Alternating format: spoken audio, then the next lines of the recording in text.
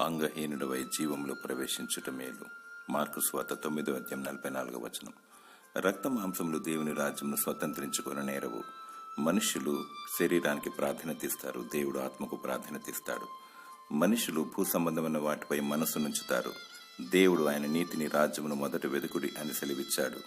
నీవు నీ సొత్తు కాదు, ప్రభు అయిన యేసుక్రీస్తు నిన్ను విలువ పెట్టి కొన్నాడు, సిలువ ప్రేమతో కన్నాడు. నీ దేవుడు చూడుము, నిన్ను నా ఎరచేతుల మీదే చెక్కి ఉన్నాను అని సెలవిస్తున్నాడు.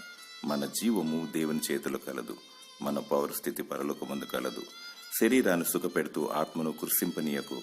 నిత్య జీవము చేరుటకు నీ శరీరము అడ్డుగా ఉండకుండా శరీర విషయంలో త్యాగము చేయము. నీ దేహము దేవుని ఆలయము. నీ ప్రాణాత్మ దేహమును దేవునికి సమర్పించుకో. ప్రాణాత్మ దేహంతో దేవుని స్తుతించు, దేవుని సేవించు.